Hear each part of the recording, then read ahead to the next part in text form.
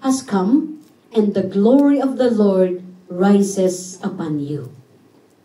Isaiah chapter 60 is part of the many, kasi yung book of Isaiah prophecies yan of what will happen in the future na prinamis ni Lord sa nation of Israel. So Isaiah chapter 60 na pinagkuhanan natin ng ating theme, which is Arise, Shine, for your light has come, and the glory of the Lord rises upon you. This is part of the many prophecies of God to Israel.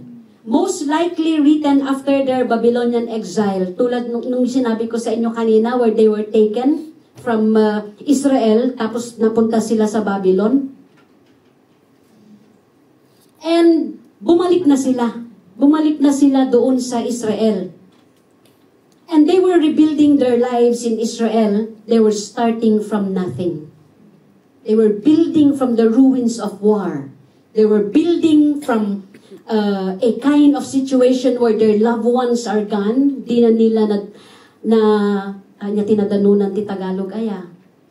Nadatnan, di na nila nadatnan, hoping na siguro pagbalik nandun pa si tatay ko, nandun pa si nanay ko. But they were already gone. Families were separated. That was the situation of Israel at that time.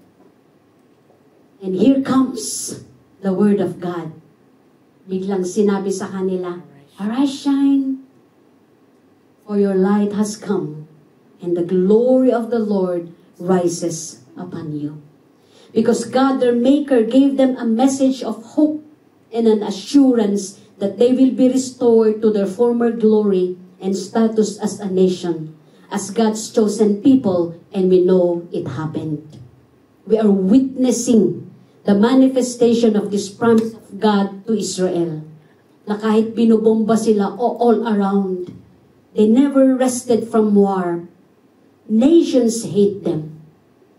Pero nakikita natin talagang nag-a-arise ang Israel. Physical, yung physical na Israel. And we know that through the Lord Jesus Christ, we became a part of Israel. And so we can claim all the promises of God that He has given to Israel. Hindi man physical, but in our spiritual life, we can claim God's promise. And the same message that the Lord is giving us, arise, shine. You may be rebuilding, you know. You may be in a situation that is hard. But when the Lord promised and said to Israel, arise, shine, for your light has come, and the glory of the Lord rises upon you, it happened. Because our God does not lie. Amen. And we can also claim the same promise. And God is saying to each and every one, arise, shine, for your light has come, and the glory of the Lord rises upon you. But what was that restored Israel, that enabled them to arise and made them shine? It was not their own personal strength or their army or their wealth, but it was the light of God. It was the glory of God that made them arise and shine. And they are now shining, fulfilling yung plano ni Lord para sa kanila, not just for them, but for all humanity. And so with us today, I say to each and everyone here in KKM LSFI Singapore chapter, arise, shine, for your light has come, and the glory of the Lord rises upon you. Amen. What is my confidence to say that you arise and shine? Because the light has already come. Amen. Amen. And who is that light? It is the Lord Jesus Christ. Amen. Dumating na, the light has already come.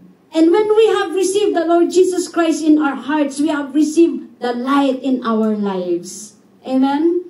Jesus said in John 8:12, I am the light of the world. Whoever follows me will not walk in darkness, but will have the light of life. We have the light of light in us. Light of life in us. That's why we can shine. Amen? Because you know, this shining and this arising is not anything in us, because we do not have, we don't have anything. We are nothing. But we can arise and shine in this dark world. Kahit ilang beses tayong, put down, we can still arise because of the presence of the Lord Jesus Christ in us, who is the light of the world. And when I say arise and shine, hindi yan literal na makikita nila na parang may flashlight yung mata natin. Hindi yun. When we arise and shine, we are talking about the manifestation of the Word of God in us, that no matter how they put us down, lumalabas pa rin sa atin. God bless you, sister.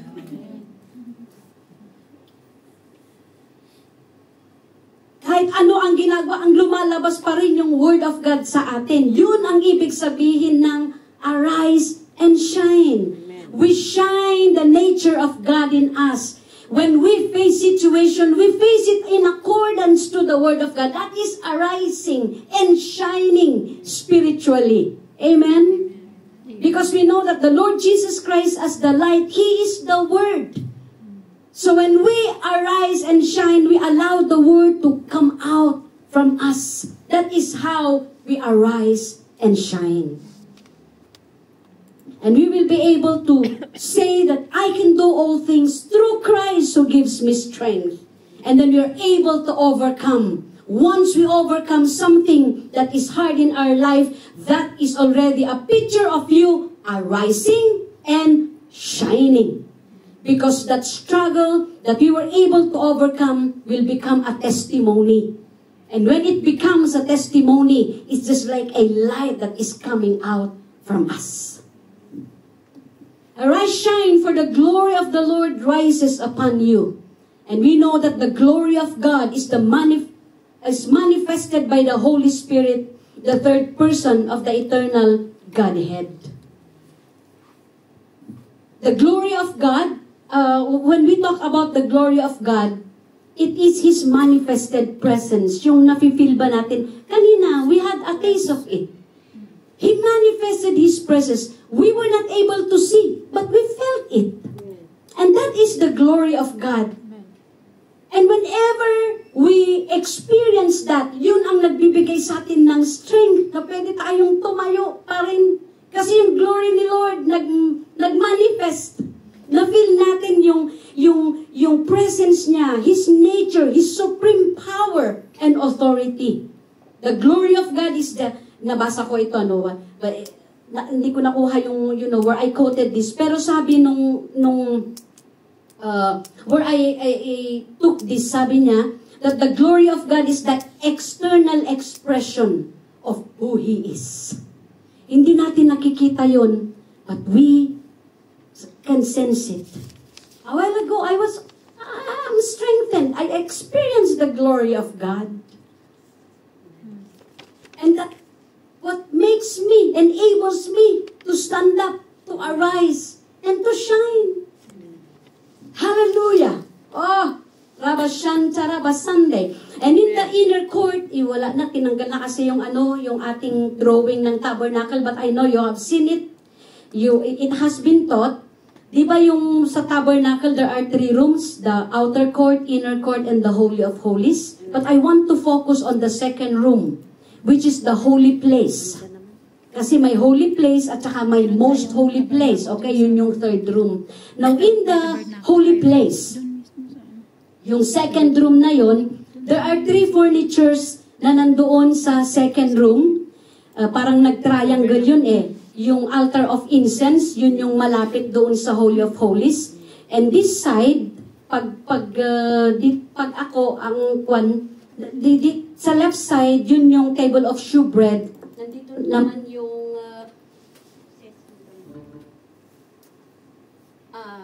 napindot. Wala. Napindot mo. Sige.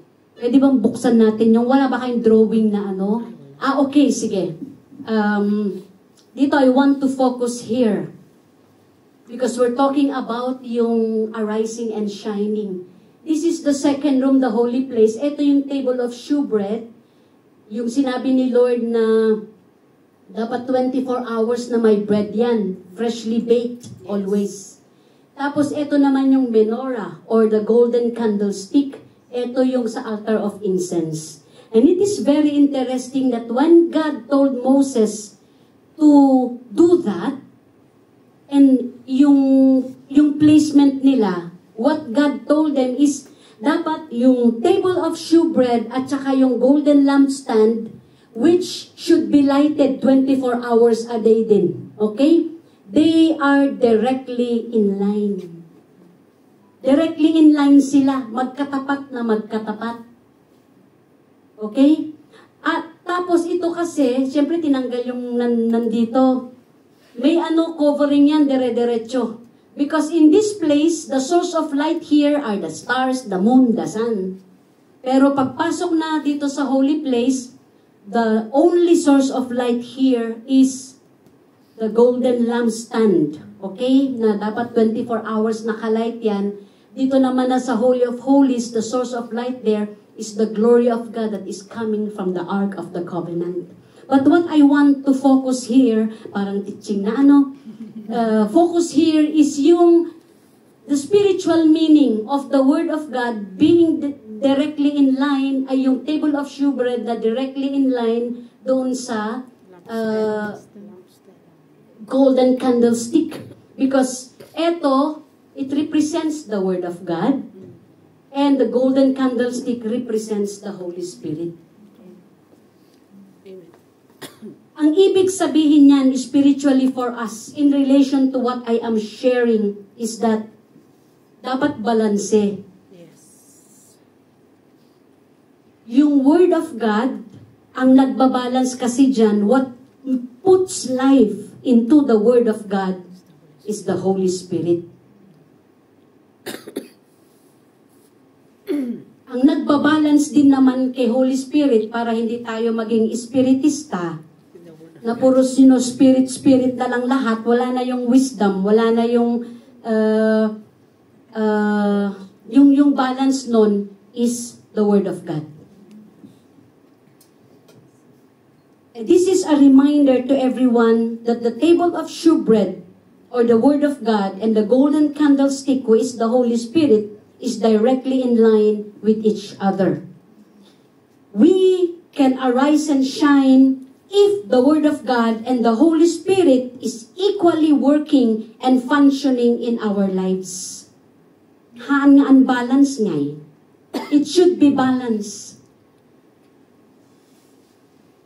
Paano mabalance yan? The table of shewbread, which is the Word of God, is also the Lord Jesus Christ. When we develop, kung paano yung pag-develop natin sa relationship natin kay Jesus, because He is our Savior. Ganon din dapat yung pag-develop natin sa relationship natin kay Holy Spirit. Because I have been emphasizing this in my teaching sa Holy Spirit, our Lord Jesus Christ is not here anymore. Where is the Lord Jesus Christ? He ascended up to heaven. He went back to where He belongs. But He did not leave us alone. He sent the Holy Spirit. After the Lord Jesus Christ finished His part in the plan of God for humanity, He went back to the Father. Pagbalik niya, sinend naman niya si Holy Spirit. And it is the Holy Spirit who is at work today. Kaya kung paano yung pag-develop natin, yung relationship natin kay Jesus, i-develop din natin yung fellowship and sensitivity to the voice of the Holy Spirit and our communion with the Holy Spirit. Because it is the Holy Spirit who makes manifest the glory of God. I heard from Brother Jim, the Holy Spirit makes God feelable. The Holy Spirit makes the Word of God understandable. Amen. Yung bang nakaka-relate tayo? Yes.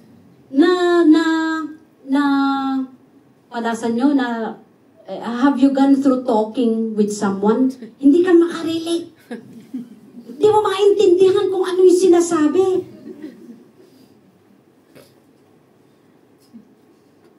Napagod kang nag-analyze. Wala kang nakaintindihan. Hindi ka makarelate. But you know, our God is not like that. He wants us to be able to relate to Him, to understand Him. And God is so big. but the Holy Spirit makes him feelable, reachable. Kaya dapat nagbabalance yan. And we can only be able to arise, shine, if the Holy Spirit is actively, yung relationship natin sa Kanya is alive. Amen? Kasi siya yung nag-iilaw eh. You know, it is the Holy Spirit who makes the Word of God light in our life. It's the Holy Spirit who makes Jesus light in our life. The Word of God balances, completes, and confirms the working of the Holy Spirit, while the Holy Spirit balances, completes, and confirms the Word of God. So if we are filled with God's Word and the Holy Spirit, we have a very, our relationship with the Holy Spirit is so alive, then we can arise and shine. Amen?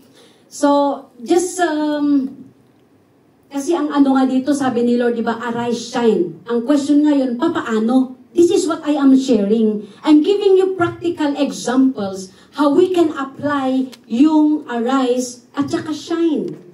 Kasi nga, yung nasabi ko kanina, what made Israel arise and shine again? It was the light of God and it was the glory of God. Paano natin i-apply ngayon yun? If the same promise God is giving us to arise and shine in any situation, how can we arise and shine and apply the truth or what is already done na the light and the glory of God has already come? And this is what I am sharing. This is what I am imparting to everyone kung papaano lalabas yung light at saka yung shining na yon. And the light and yung pag-arise natin can only happen through the working of the Holy Spirit and the Word of God in our lives. And the working of the Word of God and the Holy Spirit in our lives. Simple na example lang. Yun, when we apply the Word of God in situations that we face, that is practical example ng shining. Kasi nawala tayo eh. It was the Word of God. It was the principle of God. And once na nai-apply yung Word of God na yun, iilaw talaga yan. Kaya sasabihin nung nakakakita, paano ka nag-o-overcome? Ba't nakangiti ka pa eh? Alam kong marami kang problema. Sila na yung nagko-confirm na umiilaw ka. May nagsabi ba sa inyo? Alam niya yung situation mo eh, pero talagang the joy of the Lord is still there. You're still smiling. Sige, nandun pa rin sa ministry. Nagsaserve pa rin. Alam nila talagang, the enemy is just fighting. And people will confirm. At pag may nagsabi sa'yo na, Sister, share mo nga, anong sikreto mo? Ibig sabihin nyo, nakikita na niya yung ilaw sa'yo. You're already arising and you are shining. Hallelujah. That's my message. And if this is the reason, why God has sent us here,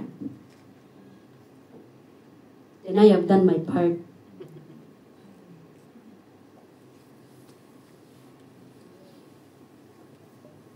To bring that message, that is how simple it is. Amen. It's just allowing the Word of God to manifest. It's just allowing the Holy Spirit to help us because we cannot change ourselves. We have a spiritual enemy and we cannot see him all the time. Saur de nga kalaban tayo. Natitagalog natin saur. Madaya. Madaya siya. Hindi yan lalaban ng patas. Scammer. Scammer. Parang manais-scam yata dito.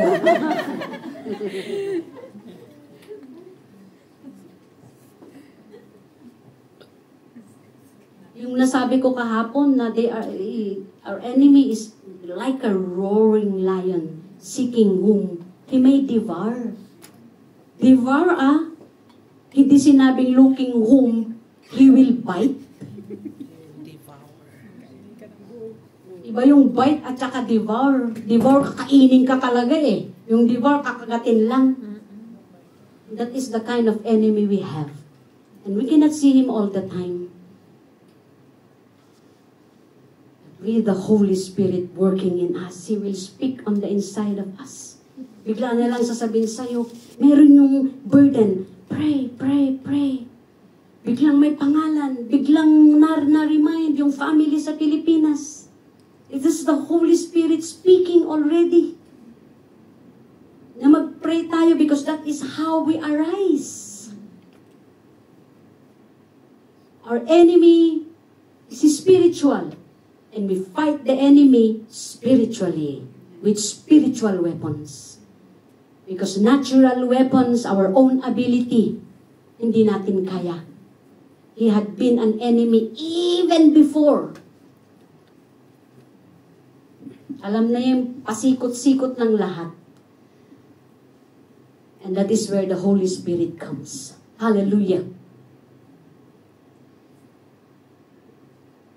Just few scriptures and I'm done. Psalm 119 verse 105. Ito yung mga scriptures na nagsasabi that the Word of God is the source of light.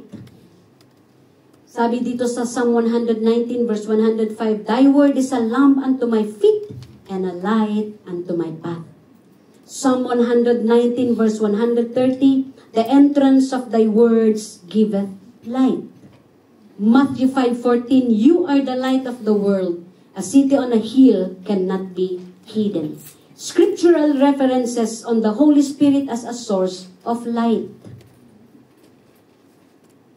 Kaya di ba sabi ko yung Word at saka Holy Spirit, yun ang nagbibigay ng para tayo makapag-ilaw. In Acts chapter 2 verses 1 to 4, this is a very popular scripture. This is the time when the Holy Spirit came. Nung nag-gather yung 120 believers in the upper room, kasi sabi ni Jesus sa kanila, you wait for the promise of the Father. Wait for the Holy Spirit. So they gathered in the upper room. While they were praying and they were waiting and they were ministering to the Lord, sabi doon, the Holy Spirit came in a form of tongues of fire. Fire produces light. Sino yung galing sa baryo, yung ilaw natin noon, yung ano? Oo. Hindi, Jay, ayo, Jay, salang. Di ba? Ganon. It is, when there is that fire, it brings light. Amen. And when the Holy Spirit came and baptized the 120 believers gathered in the upper room, it came as tongues of fire. Meron mo ng wind eh. Woo! And then it came. The Holy Spirit came and baptized each and every one of them. Nagpakita talaga in the form of fire. Tongues of fire and rested on their head. Fire, which is a source of light, is one symbol of the Holy Spirit. Kasi hindi natin makita si Holy Spirit. Kaya, from the Bible, we can see different symbols of the Holy Spirit. Kasi Spirit hindi natin makita eh. But, He presents Himself in different symbols so that we will be able to understand how He manifests Himself. Symbol means a representation of something, especially the thing that cannot in itself be pictured. We cannot see the Holy Spirit. And one of His symbol was fire. The Holy Spirit, when it came upon the 120 believers as a form of fire, it enabled the early believers to speak in other tongues. After that, they were so bold and started to preach the good news of the Lord Jesus Christ. But if you will see the Bible, when the Lord Jesus Christ, when He died, nagtatago sila. Because they were afraid for their lives. The Romans were looking for them. Kaya nag-underground church sila. And many times, Jesus went into that room and encouraged them. But when the Holy Spirit came upon them, di na sila natatakot. Sige, kahit huliin ako, kahit patayin, basta mag-i-evangelize ako. Yun ang naging effect. Then the Holy Spirit came upon them in the form of fire. Boldness rose up from each and every one of them. And that is one of the effect when we are filled baptized and continually be filled with the Holy Spirit, we will become bold in our faith. Hindi tayo yung FBI na Kristiyano. Nagtatago ba? Pero nag-o-observe pala, no? Dahil may huhuliin. They became bold to preach and evangelize. They came out from the open, not afraid anymore. Tayo kung minsan dami nating fears, di ba? That's why we do not want to come out to the open. Ayokong mag-minister kasi ganito. Ayokong kasi ganito. But you know what? When we allow the Holy Spirit to come upon us, to embolden us, we'll be able to arise and shine and fulfill the call that God has placed in our lives.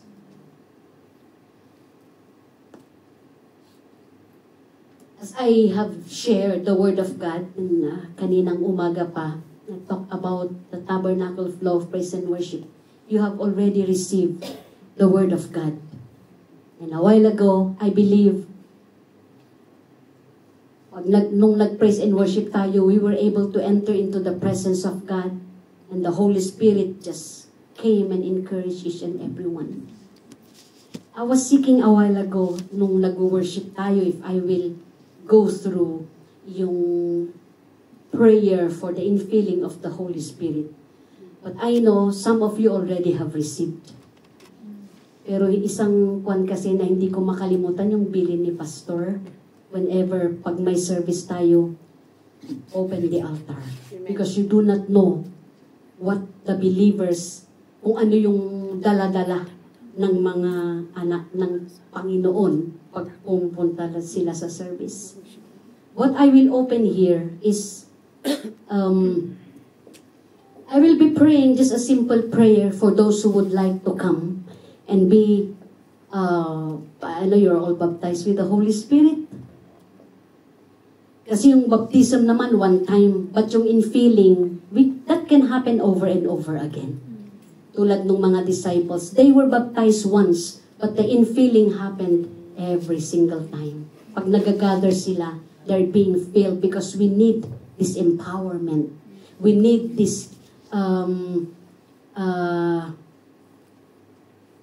use your word na diyahin, to inspire us and to strengthen us. Kasi not everyone knows how to tap into the power of God or the presence of God. We do not want na may lalabas dyan na feeling weak pa rin. Dapat paglabas natin dyan, para tayong nag-exercise. Lumakas tayo, Spiritually yun, so that we will be able to face another day or whatever. Kung ano yung mga naghihintay natin dyan sa labas ng pintuan. Amen. Ever we will face this coming days, may baon tayo. Yung baon na galing sa salita ng Diyos and the empowering of the Holy Spirit. Again, I emphasize, this is the only way we can arise and shine.